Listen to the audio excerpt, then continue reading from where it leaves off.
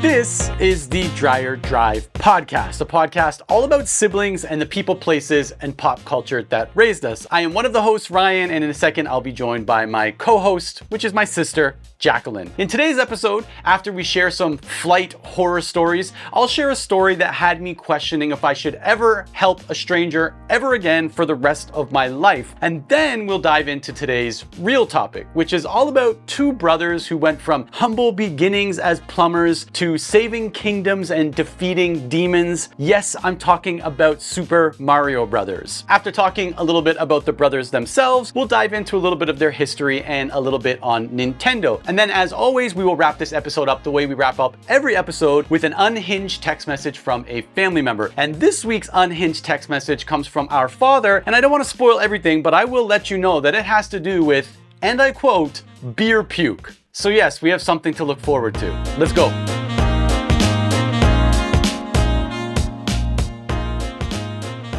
This is so special to me.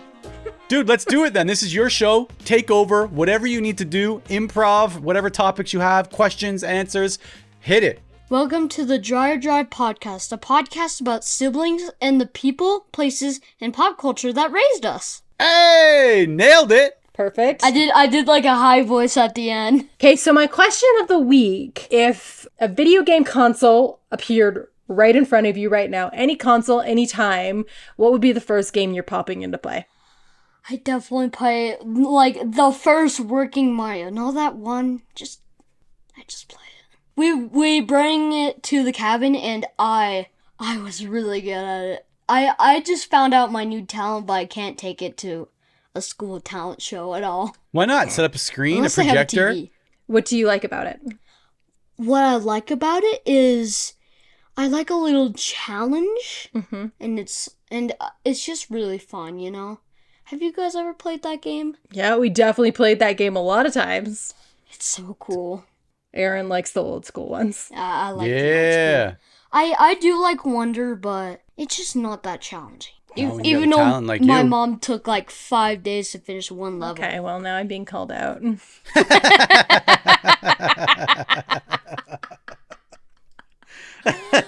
Oh. Okay, Aaron, well, that was awesome. Thank you so much for doing your part. I think we might use your Dreyer Drive more than once. It was amazing. That was delightful. He has talked about that for 2 weeks. I love that. So when am I going to be in the podcast? Today he was When like, does that happen? Mom, you have no idea how much this means to me. This means so much to me.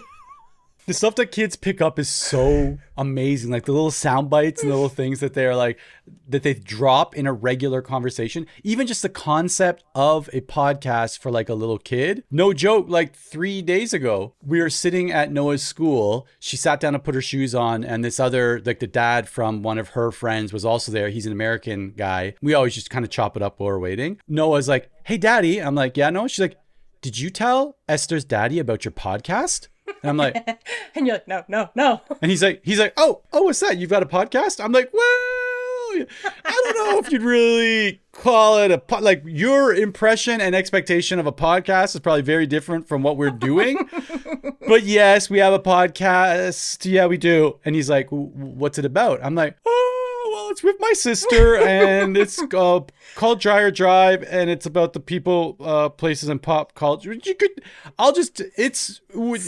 else Ninja understands Turtles. it. Yes. No one else will understand this. But yeah, we talk about stuff about where we grew up. He's like, oh, I should listen sometime. And I was like, oh, yeah, I'll send you a link one time. Like, to Aaron, he truly believes that we are the most famous people on the planet. If someone has a podcast, they are famous regardless. So he doesn't understand that, like, people actually have to listen to a podcast to make it famous. So, like, his greatest joy in life was being a part of this because he thinks this is listened to by millions of people every week. Which it is. So last week's episode about Wonderland went out, and at the beginning of that episode, we talk about numbers because the podcast had just been released when we recorded that episode. And I'm like, bro, we have crushed those numbers. since that one went out. Like, I felt embarrassed at those low double digits. Embarrassed, but also like pleasantly surprised. I understand those are low numbers, but also like even that low number of people want to listen to us talk about things is extremely flattering. No, I wouldn't use the word flattering. What would you use? Pleasantly surprised. Let's go with that one. And you know what? We talked about this in that episode as well. But the people that do reach out after the episodes go live with their little spins or stories or memories is we talked about this very early. Like, this would be kind of cool if we released these and people that we knew growing up reached out with their little memory or their little story or their little version of it, because we've talked about this, how our memories of the same episode or the same thing, they're slightly different. And just hearing other people's memories of certain things or other people chime in with like an added dimension to the story, I think has been really great. Like, especially for me, and I don't want to get too deep on it, but especially for me, as I'm trying to steal this full spotlight, especially for me, It's all yours. living this far away and having like the physical distance from these people, places, and well, pop culture maybe, Also but pop culture.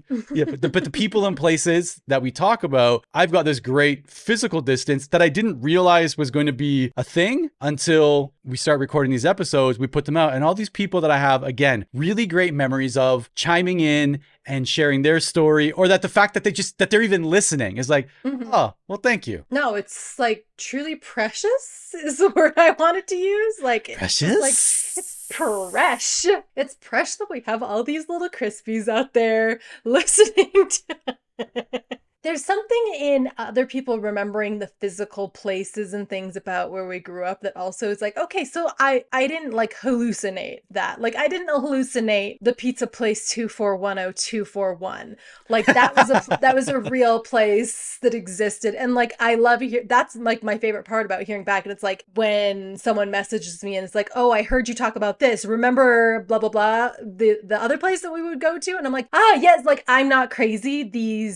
I'm not the only person who understands that mainly cheese is the greatest, is one of the greatest losses of our time. The schnitzel with like the banana peppers on top. Mainly Cheese was a deli just a couple blocks away from our house that was owned by, I want to say, Swedish people? I would go Dutch. I think they were Dutch. Somewhere in that Europe. realm. They're over there. They're on that side. European. All the teachers that lived near, that taught at the school near us would go there for like their lunch breaks because they would sell not only like sandwiches and stuff, they would sell like packaged meals. Why do we always start talking about delis at the start of these? But they'd sell like these packaged like Swedish meatballs or whatever. And the way that I sometimes will out of nowhere just be like, I will cry if I don't eat a chicken schnitzel sub right now. And I can't because mainly cheese doesn't exist anymore. It only exists in our hearts. So have you had anything crazy in the past week? We booked our tickets to Canada. I'm not going to say it's crazy, but it's a little bit crazy. Just the one thing that I fully discounted when making the impulse decision to sell our house and move to Okinawa, Japan, was this exact scenario where it's like, okay, well, let's just fly back for Christmas. No, just kidding. It's the down payment on a house every time you want to do it. Quite literally, first of all. Also, it's not like anything lines up. Like, it's not like you're just like, okay, well, we'll fly from here to Tokyo and just quickly jump onto another flight, which will take us to Toronto and easily transfer to another flight, which will bring us to Moncton. It's just a whole circus of effort that needs to be coordinated. I'm already so worked up about everything, knowing that we're going to be traveling with a 5-year-old and a 5-month-old when we head out there is just already. Naya this morning, Noah and Seiko were getting ready to go out and it was time for somebody to feed Naya. So I was like, oh, I'll feed Naya. And she just decided she didn't want milk from me today, meaning the bottle I was holding. I'm not lactating currently. Oh, well, I'm sad.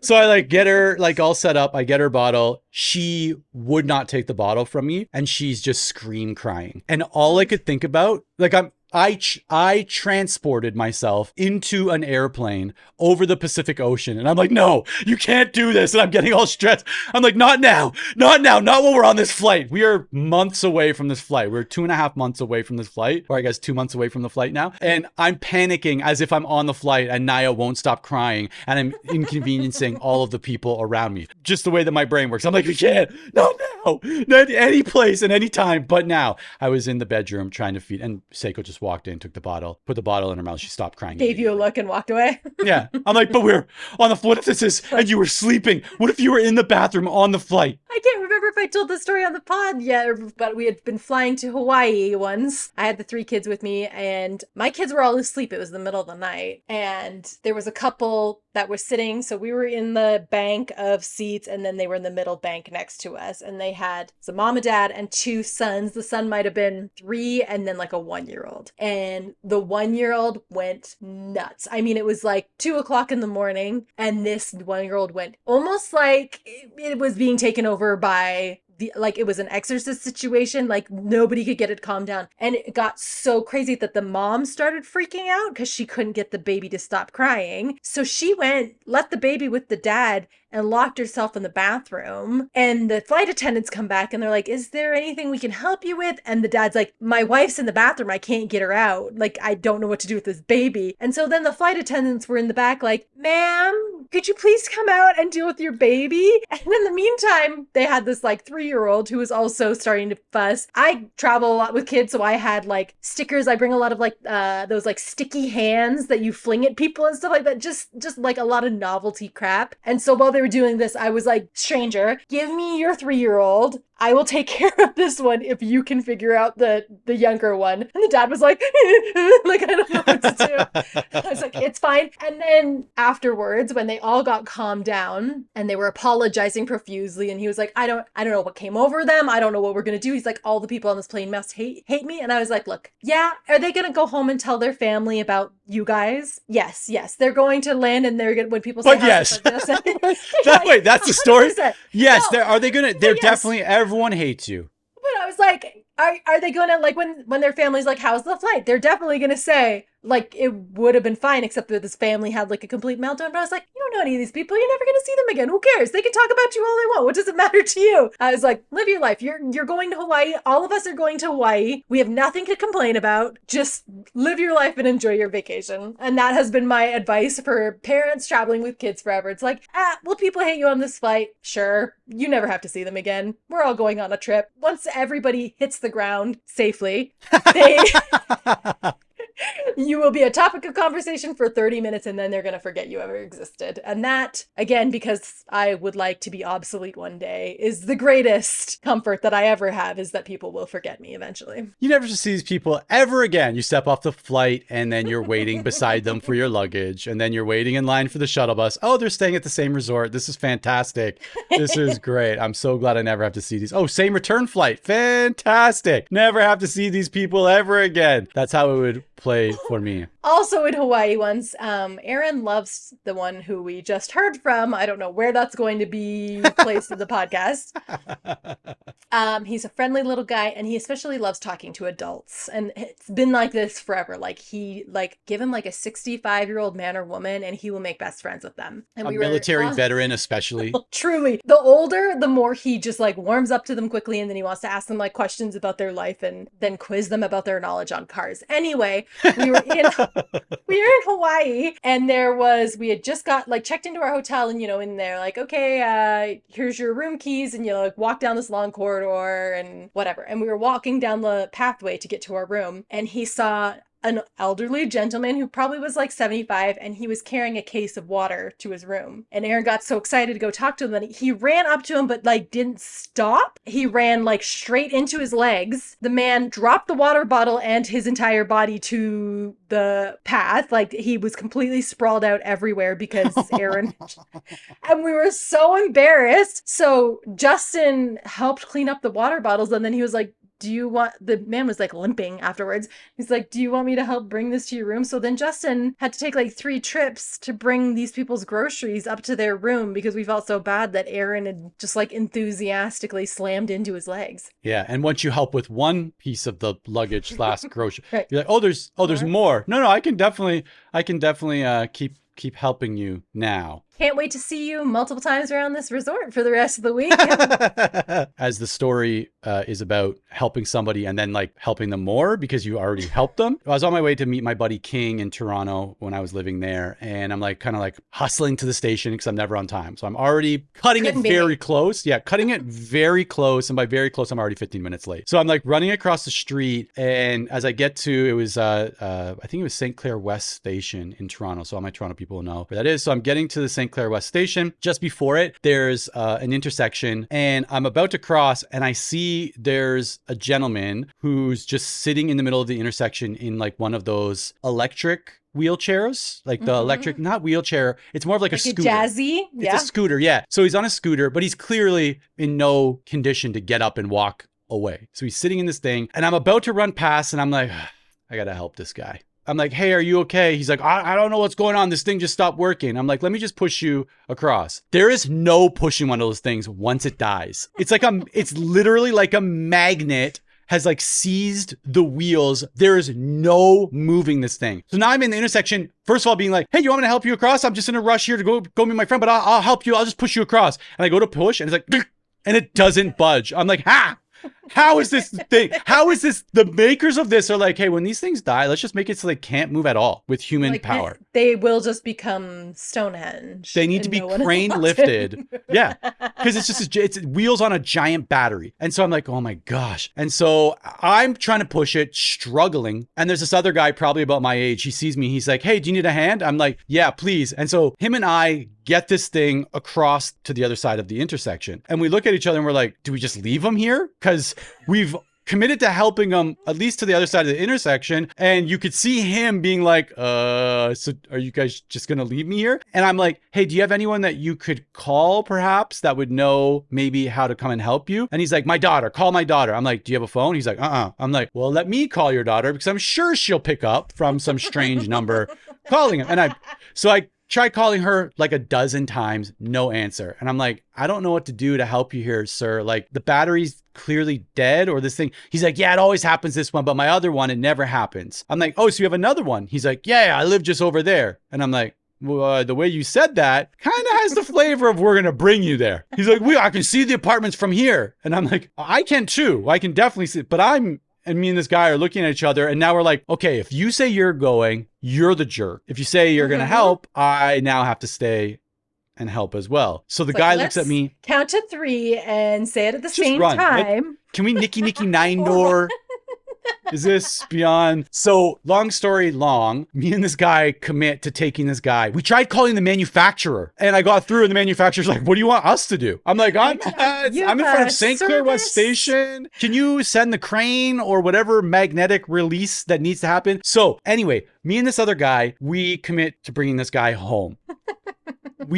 So I don't know what changed, but I'm guessing it was the wind because when we turned around and we started pushing him in the direction of his house, this is going to sound terrible, but the smell coming off of this machine was disgusting. Like I'm gagging and me and the guy who are helping without really just kind of like acknowledging how bad it smells. No words were spoken. We just knew that we would take shifts changing from the front to the back of this thing because if you were behind this thing, you were just eating the smell. And so we get this guy to his house, which by the way was uphill the entire way. We are drenched in sweat. And then now we're like, well, we've come this far. We can't just leave this guy in front of the apartment and hope that somebody comes around like, oh, Mr. McKinnon, we'll get you into the elevator. So I'm like, all right, let's get him in. We've committed this far. Absolutely. Get the key card out, open the door, get him onto the elevator. And we've got to take him into his apartment. His apartment, like forever stained in my nose, the smell. Like I could taste it in my eyes. It was so bad. Just like what? Pee, like urine. It was urine. It was decades and decades of accumulated urine. So we like wheel him into the middle of his living room. And then now he wants to have full conversation. I'm like, I really gotta go. I really gotta get out of here. And so he points to the other buggy that works and we kind of like position it beside him and he works his way over there. And sure enough, it's like no problem. I'm like, bro, why didn't you take that one? The guy's the whole time complaining about the one that he's in and how it always stops working. And I'm like, maybe you should have taken the work. Maybe it's like motorcycles where he's like, it's been sitting for a while. I gotta really... Throwback. I like the throwback to a previous episode there. Anyways, get outside. Me and this guy, we're like, okay, well, we've got to go. We go outside and I'm like, bro, thanks so much for sticking around and helping. There's no way I could have done that by myself. Nice to meet you. I'm Ryan. He's like, oh, nice to meet you. I'm Hans or whatever. I'm like, oh, he's like, yeah, I'm just visiting here from Germany. I'm like, wait, you're not even a Toronto person and you're here just spreading contribution and community across the globe and you're not even from here. He's like, yeah, I'm just stopping over here on my way to Japan. And I'm like, Full circle. Let me tell you a few things about You're Japan. Like, so do you want to have lunch or how are we going to do this? I was like, do we exchange numbers? How do we, how do we best friends? How do we proceed? We stopped talking to each other and both walked in the same direction, got on the same train on different cars and then so Hans, first of all, I don't think that was your name, but you're out there. I think it was actually like Michelle or something. I also think that's wrong, actually. I'm just making up names. From Germany? that have a slight European flavor to them. If you're out there and you're listening, which I'm sure you are, Bjorn. Thanks for the help, buddy. You made that day much, much better. But I got to the restaurant, I couldn't even eat.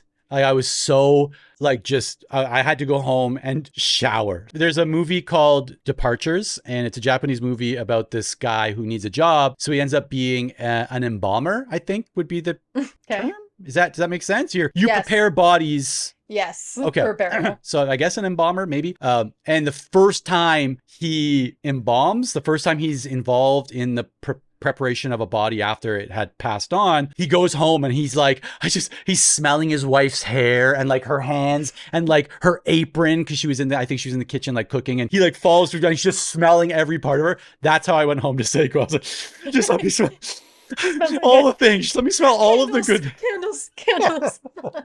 Moral of the story: don't ever help people. If there's anything we've learned, it's that we should live just as solitary creatures on this planet, and we are not meant to be in a community whatsoever. Let the Germans help. Let the Germans help.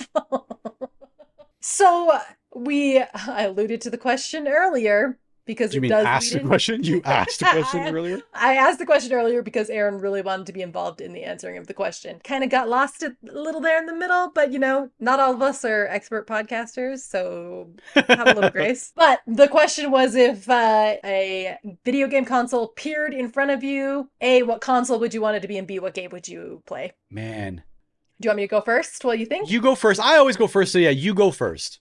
Okay, so I had two. Specifically, the first is my all-time favorite throwback game, a little-known game called Donkey Konga. And if you remember what Donkey Konga was, it was on GameCube, and you had a set of bongos, and you played the bongos along with pop music. Like, it would be... Like, I have watched I can't believe I've done this, but I've watched walkthroughs of all the different songs, because sometimes I'm just like, I'm really stressed out. I really need to listen to the Donkey Konga version of Locomotion. I don't know why. And Donkey Konga is like probably not my number one favorite game.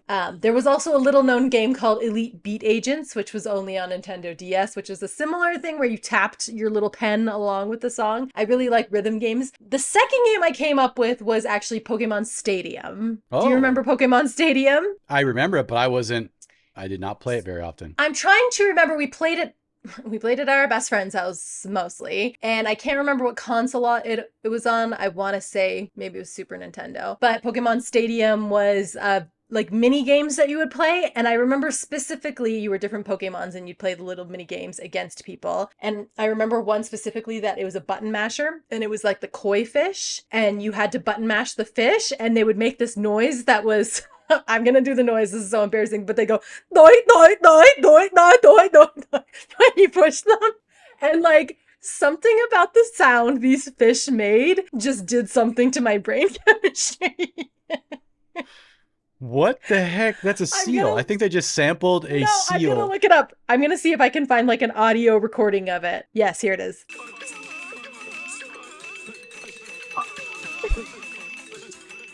Okay, first of all, that's exactly, like, my impression was dead on. Which one? I'm going to put them side by side. Dead back to back and be like, you guys guess. It's our first poll. Listeners, you part guess. about Which one Pokemon is Stadium- Jacqueline? Which one is the actual sound effect? You'd be in a room of like, you'd play against 3 other people. So that many fish at the same time, like, oh, so satisfying to listen to. I love it so much. Actually, this really makes me want to see if I can find Pokemon Stadium and buy it. They must have either the old console or some like throwback downloadable thing for Switch or something. It was N64. Oh, okay. Interesting, because that's what I'm going to go with for one of my consoles. Okay. So the first one is going to be a little bit counterculture here. Surprise. Sega Genesis.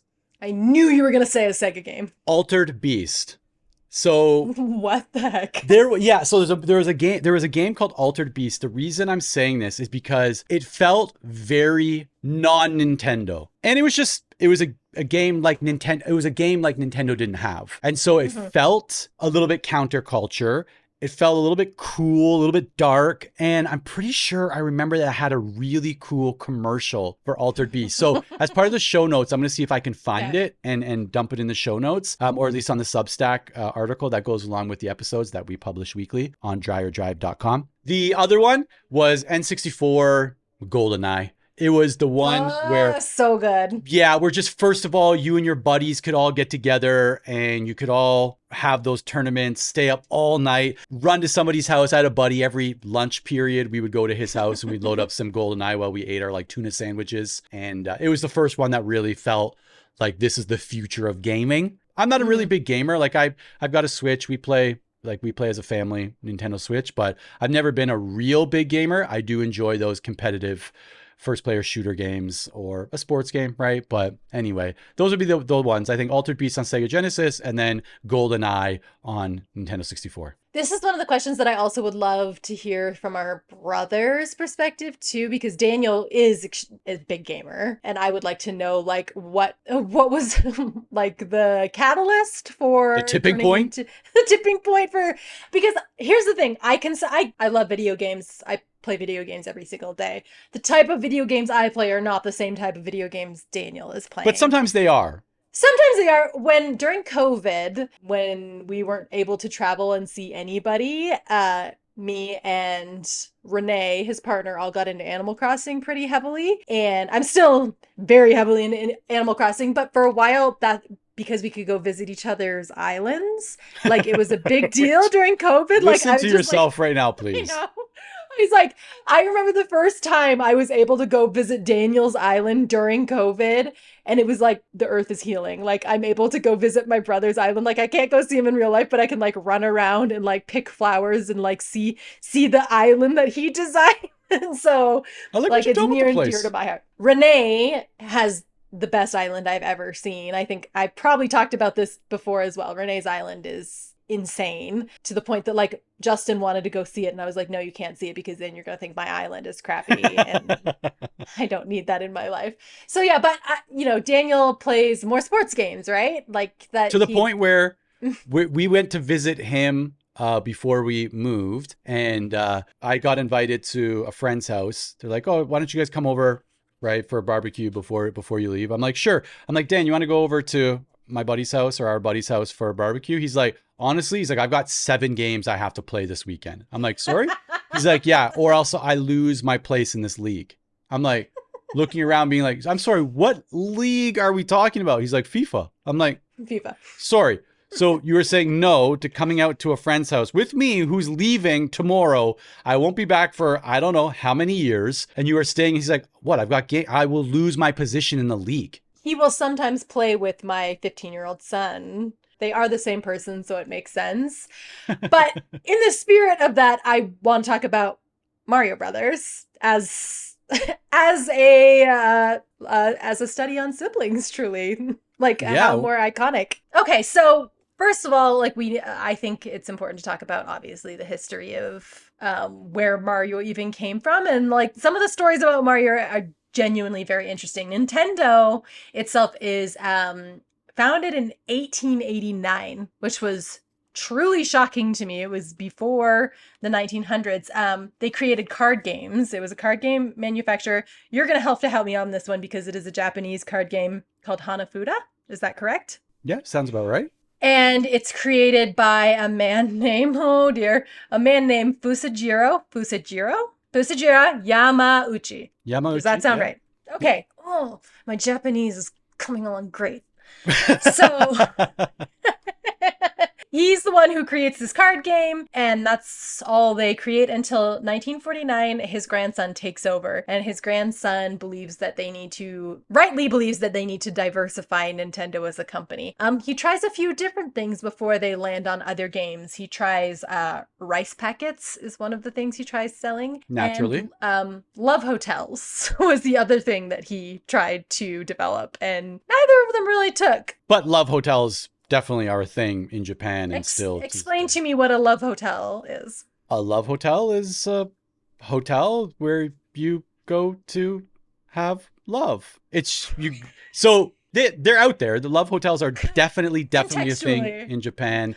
And yeah. When I read Love Hotel, all I could picture was in Dumb and Dumber when they get in the motel and it's the big heart-shaped hot tub that there's some like Harry and Lloyd.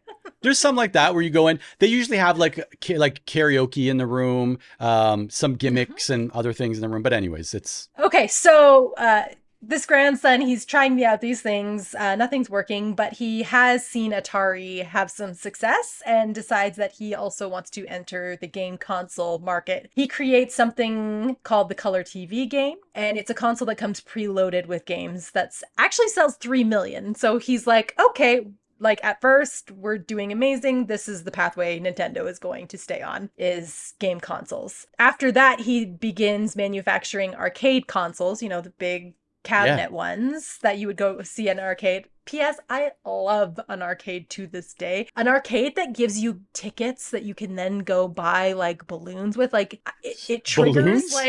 like balloons and like blow up hammers and little army men. Like that's my jam. There's no gambling allowed in Utah, so you get it where you can. Are you familiar with Japanese game centers at all? No. So literally every mall, shopping center, most grocery stores, maybe not most, but grocery stores, they have game centers like in the facility. Like you go and you put there's a lot of crane games, right? So that's huge in Japan. Like there are so many. I've been watching videos on Instagram of like the locker ones where you try to get a key to a locker. That's a gacha. So that's a gacha where, yes, they have ones where the premium gachas can be anywhere from 3,000 yen, so like $30 to like $100, and you get a super gacha thing that you open up and maybe it's a key or maybe it's some prize or a coupon for something really big. I did watch one literally last night where a guy won a PS5 in the premium gacha for 3,000 yen. They put them at like entrances to restaurants and stuff like that where you can we always do it. Noah always does it. But game centers, they're everywhere in Japan, and they'll have, it's an arcade, basically. A ton of crane games.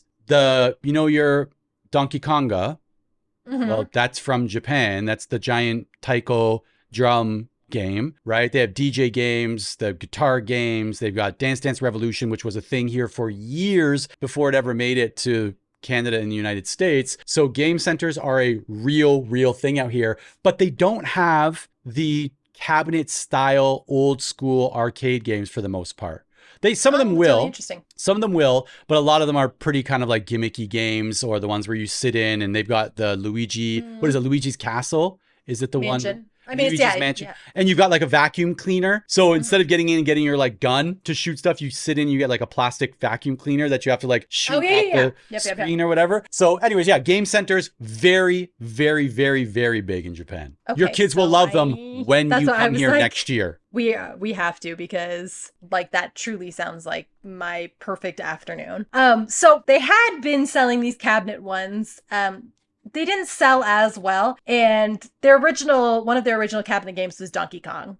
And in it, Donkey Kong was the gorilla, and then they introduced a character called Jumpman, and Jumpman was the early prototype for Mario. It was really unique because it was the first time, as far as I can tell, that a video game had focused on a storyline instead of just the gameplay. Like if you think of like Pong, there's no story behind Pong. You simply play Kong, or Tetris. There's no storyline. And what Nintendo was doing was put the storyline first so that it captured the emotions of the player more. And it contributed to the addictiveness of the game, which is funny to me because I remember being a kid and being too young really to play video games. games, but watching you and Daniel play them, and I would watch them like a story, like a cartoon. Like I love to sit and just watch other people play video games, especially Mario, because to me it was just like I liked the story part of it. Do you know where the name Mario came from? No idea. This is like one of my favorite lore stories. Is so they had all these cabinet arcade games and they hadn't sold very well, and they sent them all to the United States and didn't sell them, so they put them in a warehouse, like a storage facility, and because they weren't making any money on them, they weren't making the payments on the storage facility. The owner of their storage facility was named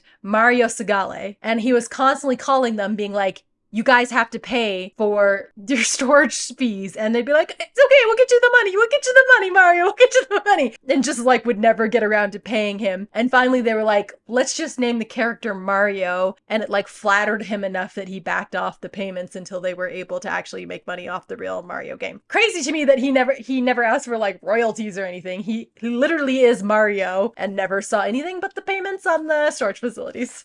So that's all it takes, folks. If you're ever in deep, just offer to name something after the person who's after you. Animal, child, it doesn't matter. Whatever you have, really, people take it. Donkey Kong is a successful game, and then it turns into developing Donkey Kong Jr., and that's when they turn Jumpman and officially name him Mario. It's funny because in the first games, Mario is actually the bad guy. Like, you're working against Mario. In 1983, they decide to develop Mario into his own game, and Mario is going to have a brother named Luigi. And the whole storyline is that they're plumbers, they're defeating things that come out of the sewers in New York City, and they're trying to save Princess Toadstool, Princess Peach, also known as, from Bowser. In 1988, they begin selling the at-home console, and Super Mario Brothers is auto-loaded onto the console, and because of that, it becomes the most popular game in all of America. In the 1980s, Mario appears in 12 Nintendo games, and to date, he appears in more than 200 Nintendo games as a character, wild. Which is crazy to me. Okay, so the whole idea of why they added Luigi in, why do you think they did that? No idea. If I had to take a guess, I think it would be one, to extend the storyline, right? Mm-hmm. And I think also maybe to make it relatable, or maybe expand if you're playing it as a family, because if you remember that the Nintendo, it was Super Family Computer, right? That was what the original name was for Nintendo in Japanese, or family computer, right? So it's based around family, and families playing Nintendo together was the kind of like marketed thing, if I remember correctly. Yes, and what's more, there was a lost opportunity before because there were two controllers, but only one person was ever playing it. Sure. And so they had this idea, let's add a second person so that two players can play Mario at the same time. Of course, they still don't have like a huge budget, nor do they have a lot of time. So the reason they're twins, basically, is that they just copy-pasted the exact clothes and everything. And stretched them a little bit. Turn that to green. Actually, in the original one, they're the exact same. True. They are copy-pasted. And the reason he's green is he's just the inverse of the colors they had already used on Mario. So it was like copy-paste, invert colors, and send them on their way. And that's why they started using Luigi as part of it.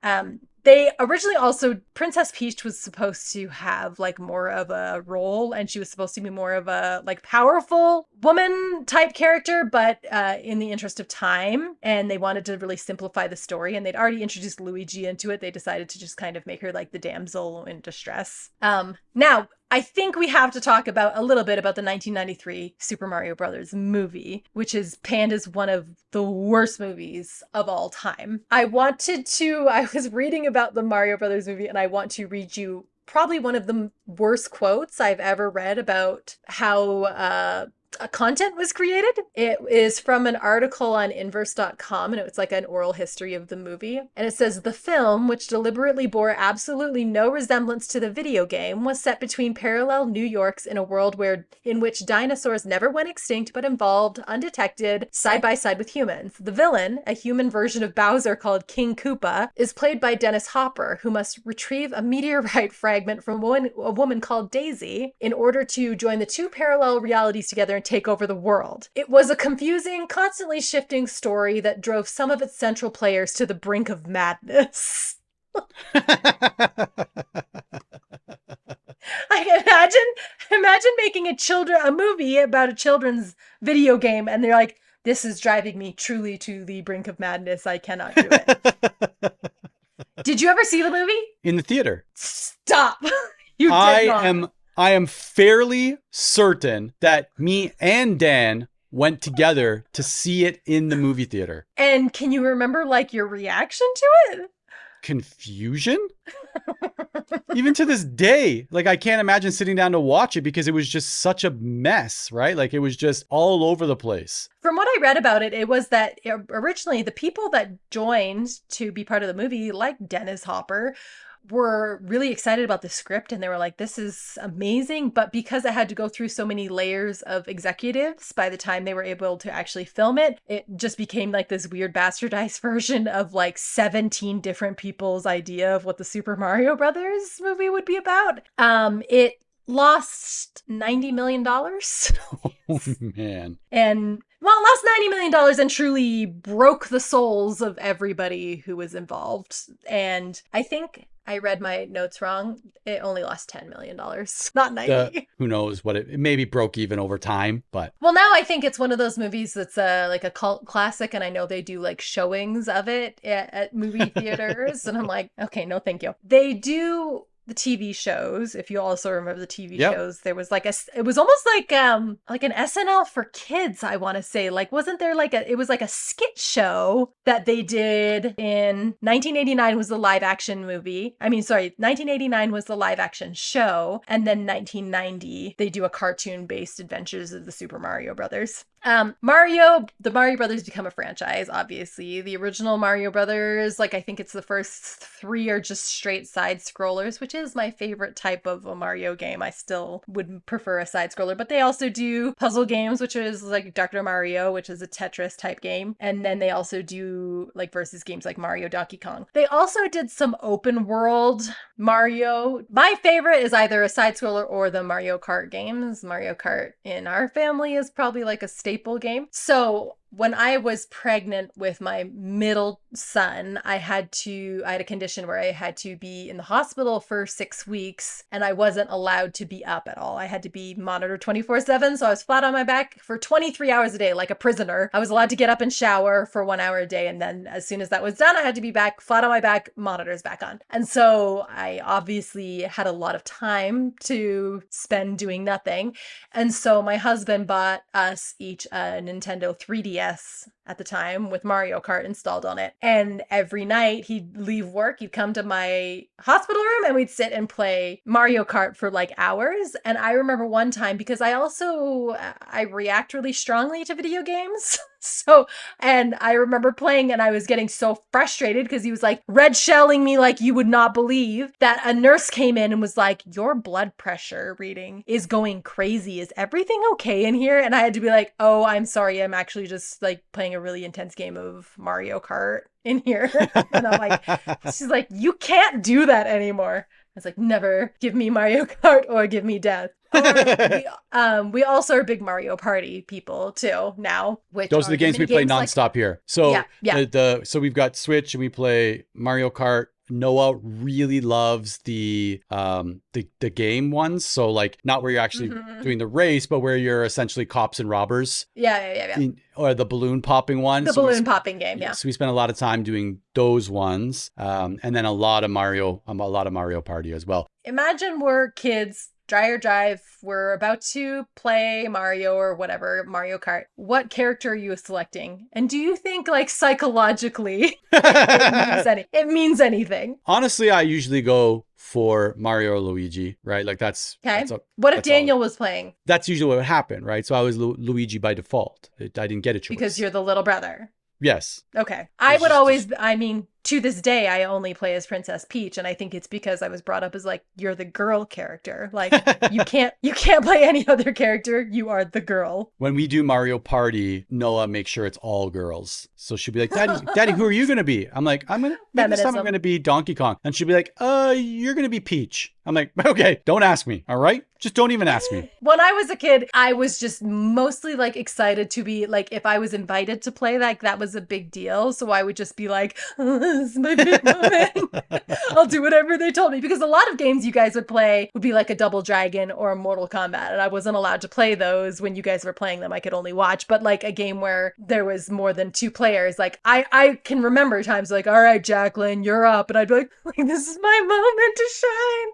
Well, remember, we weren't allowed to buy a console. So if we had a console, there was one of 3 ways that we got them. One, I remember getting an original Nintendo console years after, like, I think the Super Nintendo had been out. And then what came after Super Nintendo? GameCube? No, or was it was Nintendo the one I just 64? said. Nintendo 64, then Cube, then Wii. So regular Nintendo, Super Nintendo, Nintendo 64. We didn't get a Nintendo, I think, until after Super Nintendo had been released and everyone was already bored with that one. Or the other way that we would get a console is someone would bring it over for a sleepover. Yes. Right? They would bring over like a Super Nintendo like contraband into our house and bring it downstairs and hook it up to the TV. Or we would rent the console for the weekend from Video 99, where you go and you pay like $10 to have a Super Nintendo for the weekend. So we would go and do that. That's the only way that we would get a console in our house, or go to a friend's house and play it at their house. Mm-hmm. And then by the time you and Daniel were a little bit older, I do remember having a Sega because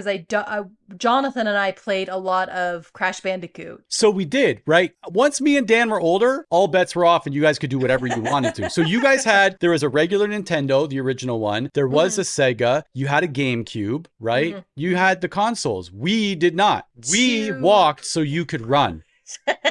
And then I think of like my kids and the way they are being raised. Like we had, like, I would never not have a console in my house. First of all, like sometimes I was like, did mom and dad realize like that they were just like owning themselves at that point? Like, why wouldn't you just take an entertainment system that entertains your kids for hours on end? It's right there in the name. It's literally right there in the name. Like, what are you trying to prove? Just give us the goods. We'll leave you alone and stay out of trouble for an hour at a time. There's no way I would be without one now. You know what's kind of, in our house, it doesn't get played. It's like in our house, it's like the 3rd or 4th line of defense against boredom. Noah doesn't go to it first. She'll go to arts and crafts, or she'll go to Legos or dominoes or something first. And then she'll work her way down to being like, hey, Daddy, do you want to play? Which to me is kind of like, yeah, that's the way that it should work. Like you have it there and you're not always playing it, and it's an option. Because even last week she turned it on and Seiko said like, wow, it's been a few weeks since you guys played Switch, because it's only her and I that play. But I am going to surprise her for the trip to Canada, where I'm going to get her the Peach game, and I'm going to get her a pink controller because she really likes Oh my gosh, pink. I'm dying for her. Yeah, so I'm going to get some Nintendo Switch related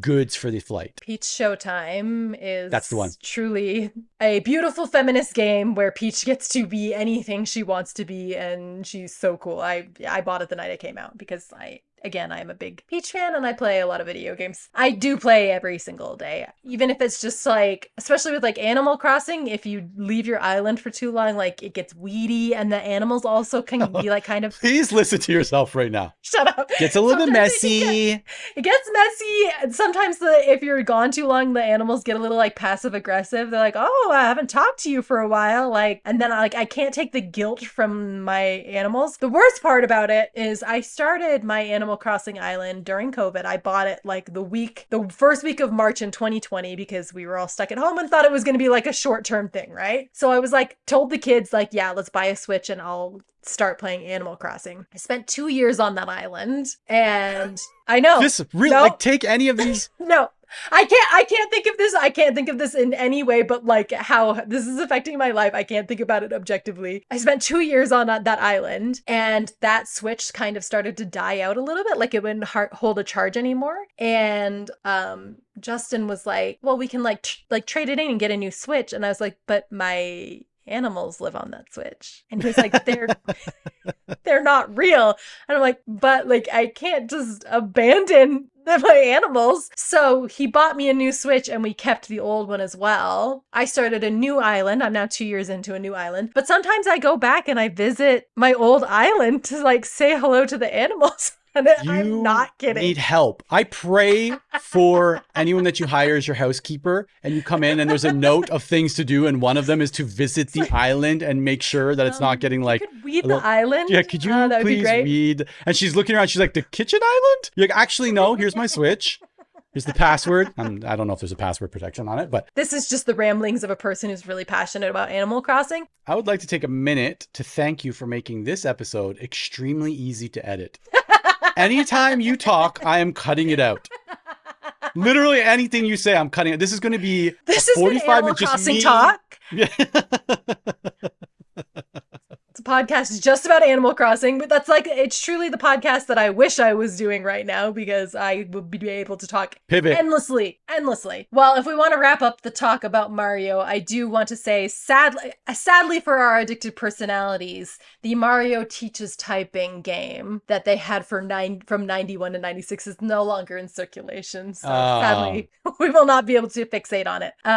Last we know about Mario is obviously the movie came out in 2023. Mario Wonder is the latest game in the franchise, which is a fantastic old school side scroller Mario game. And the last movie was good. Like the last movie was actually really good. We've watched it, I think, 4 times. Noah really likes it. There will be a sequel in 2026. Hey! It did very well. It grossed over the 1 billion mark, and it's the first and only video game movie to hit that. Tough space. It's a real that's a tough crossover. I would have thought it was going to be Mortal Kombat because that is a classic in my brain, the classic movie where they just had rave music and screamed Mortal Kombat for 3 hours straight.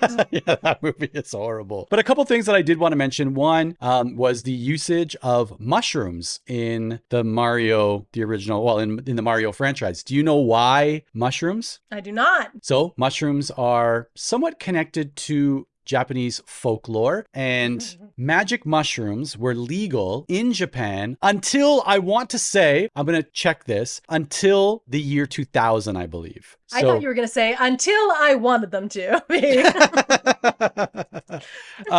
Now, another thing that I would like to do right now, for those of you listening, there is some nonsense circulating social media about what Mario says in Super Mario. Oh, okay. It's yes, me. I've also heard this. So there are these videos out there that say that it's me, Mario, right? Like this, it's me, and saying like, oh, now I know that he's not saying it's me. He's saying it's me in Japanese, and that means Super Mario. It does not at all. That is false. You that heard is it not here first, folks. You heard it here first. I'm basically replacing Snopes, but Itsumi is nothing. That's like that doesn't mean anything? No, it doesn't mean anything. So it really was just It's a Me Mario. Even the voice, the guy, the original voice of the Mario series, I believe his name on social media is It's a Me. It's him. It's a me. It's like it's not. He's not saying Itsumi doesn't mean anything in Japanese as it relates to Super Mario. So whoever's out there spreading that nonsense, that fake news on social media is ridiculous because that's not what it means. The other thing that I did want to mention is there have been some spin-offs or remakes of the original Nintendo, and I want to bring it up because I want to get the name right. So there was a modified version of Super Mario Brothers, and so they released a version called All Night Nippon Super Mario Brothers, which is All Night Japan Super Mario Brothers. And I want to read from Wikipedia. A promotional, graphically modified version of Super Mario Brothers was officially released in Japan in December 1986 for the Famicom Disk System, which is the family computer, which is Nintendo, as a promotional item given away by the popular Japanese radio show All Night Nippon. And the game was published by Fuji TV, which later published another game called Yume Kojo Doki Doki Panic. The game features graphics based upon the show, with sprites of the enemies, mushroom retainers, and other characters being changed to look like famous Japanese music idols, recording artists, DJs, and other people related to All Night Nippon. The game makes use of the same slightly upgraded graphics and alternate physics featured in the Japanese release of Super Mario Brothers 2. The modern collector market considers it extremely rare, selling for nearly $500 as of 2010, equivalent to $699 in 2023. So if you can get your hands... I was like, I kind of want it. I'm going to search for one just because I think that's hilarious that they were like, hey, let's make a version of this for a radio show. and adapt It's some Chum of these FM, isn't characters. it? Yeah, Chum FM, and they've got to open a vault at the end. But anyways, I thought that was interesting. That is very interesting. To finish it off, I do want to ask you what Mario Kart track do you think you could beat anybody in? Oh, I don't think I could. You don't think you could beat anybody in Mario Kart? No, like I'm pretty good, but the thing is, I know there's a dark shadow looming over me in any video game in the form of our older brother, Dan. I was going to say, and that dark shadow is shaped like Daniel. It just bothers me that he's so good at video games. Like, it's not fun. I remember one time he plays all these sports games. I was hanging out at his house on like a Saturday afternoon. He's like, yo, you want to run some Madden? I'm like, all right, like, let's do this. I think we turned it off at halftime. The score was like 99-0. Last time I was visiting and I stayed with him and his family, I did beat him in a Mario Kart track. And it's been my favorite track ever since. It's Coconut Mall. I will challenge anybody and I will beat anybody on Coconut Mall. Anytime, any day, any place.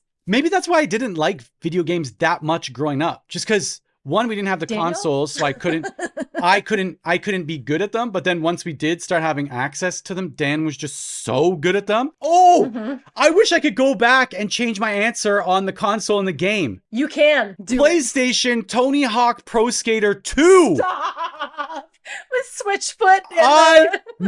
I was a savant when it came to that game. I am actually amazing at that game. The soundtrack of that game. The soundtrack was incredible. You not liking video games is definitely one of those character flaws that our entire family has, where if we can't be the best at something, we don't want to do it at all. Even like, it's like, oh, did you want to just do it for fun? Like, why would I do something if I'm not the best at it? So no. Like, yeah, I think that's...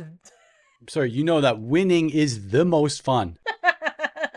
Being the best and then telling everybody I'm the best and you just want me to have a good time? No, thank you. And bragging about it on my podcast decades later? That's what I'm here for. I'm planting seeds. Being like, 7 years ago, I beat Daniel on Coconut Mall and I will never forget. And that is video games and the Super Mario Brothers as an allegory for the way our family operates. And I know I do this at the end of the episodes to try to round them out a little bit.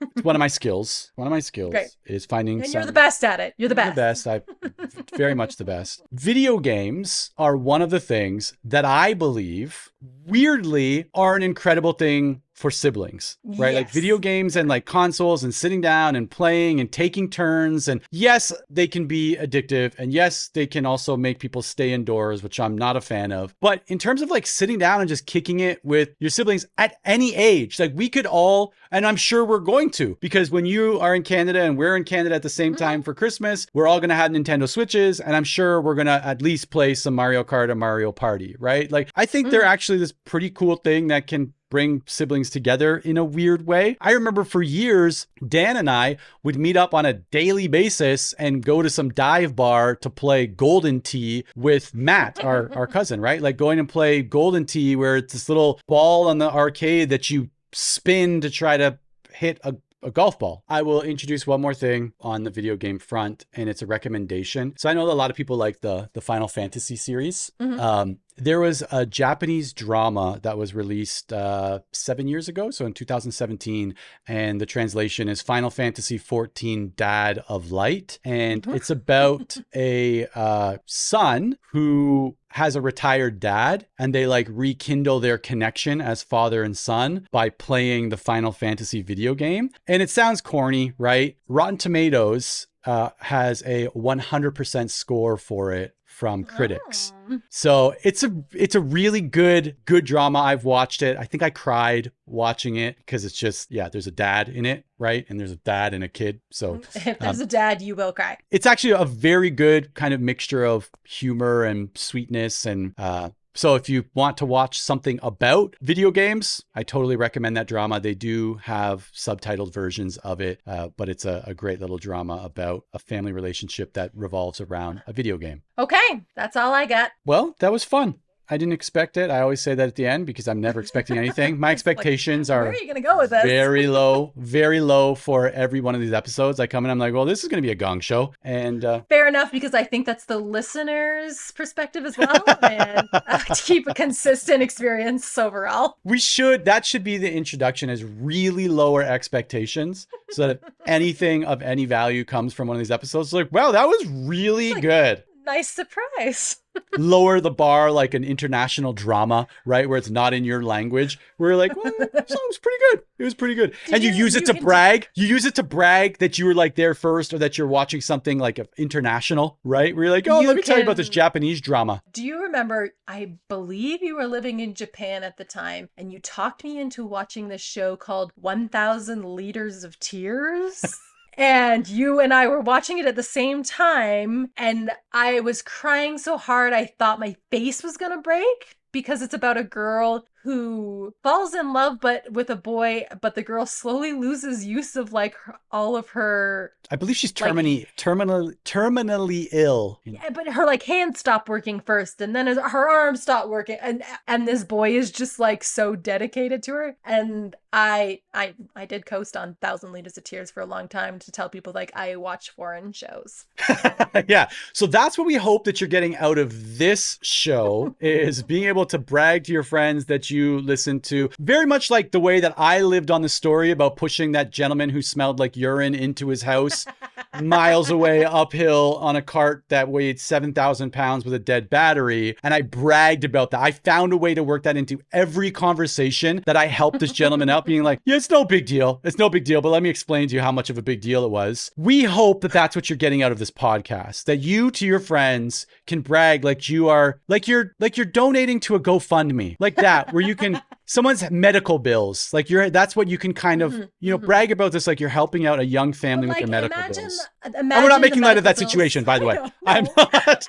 I was going to say, but just imagine if medical bills are just like our own egos. Yes. That's what you're donating to. Yes. And without you, we have nothing. And if we're not the best at something, we have to quit. So what I'm saying is, if we can't do this at the top level, this podcast can't exist. Yes, I like that a lot better. Our delicate egos are the ones that are on the cart that is no longer moving in the intersection, and we need you to push it to our urine-soaked apartment buildings. I just remembered like your dedication to metaphors, and you still got it. You still got it. Gotta say. I should record a work meeting and just put some snippets into our podcast, because I speak in the weirdest analogies, and I think work has had about enough of them. They're like, okay, Ryan. Yeah, please, no more analogies. Can someone unmute my mic? Can you?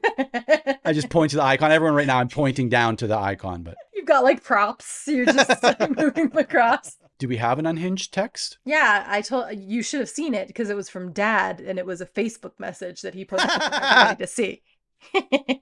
So last week, we put up the episode about Wonderland, and I guess our parents listened to it. We talked about things like barfing, and I think they listened to it together. I think they listened to it together at the same time in the same room on the same device. Like they like curl up on the sofa together, because every week Mom's like, Dad and I listen to it, and she says it as if they've listened to it together. Like let's see what our kids are up to. She also always says like they laughed really hard, but also she always has corrections to make. She's like, yeah, it was really good, except you got the name of the personality test wrong. And I'm like, oh my gosh, okay. Mm-hmm. So anyways, they had listened to the Wonderland episode, and we post them on Facebook. Like that's how we're getting them out there. And you had posted it, and Dad replied to your post. And this is the entirety of what he said. When on one of our first dates, ... Mom getting beer puke in her hair and motorcycle helmet she was carrying on her arm. Compliments of the drunk guy high up on the ride, who took off as soon as the ride ended. That was it. All right. I'm like, Dad, what a storyteller. He just want to hit like bullet points. That's how Dad tells stories. That was a slide. That was a PowerPoint slide. It was bullet point. First date, bullet point, Mom getting beer puke in her hair. Bullet point motorcycle helmet. But how did he know it was beer puke? Can we just focus on that tiny detail for a second? How did he know? And that he put beer puke in quotations, like it's like a little beer puke. Like, what? Why are the finger quotes, Dad? Yeah, maybe that's why, because he didn't know. Maybe he was assuming based on the gentleman's condition. Or maybe it wasn't. That's what people in the streets were calling it, but it's actually something else. People in the streets? Beer puke. My mom's just walking around with puke in her hair, and they're like, looks like you got hit with some of that beer puke. And some woman comes around the corner and goes, do you have 5 children? You're one $5 of a mama. She's just beer puke running down her face. Okay, love it. All right, well, that was fun. And we'll catch everybody next week for another quality episode of the Dreyer Drive as podcast. long as I can get my island taken care of first. All right, see you next week. Okay. Let's start the podcast. No, that was the podcast. All right, let's dive in. Let's dive in. I Can we prepared some restart it, notes. please? Huh? Can we do one more time?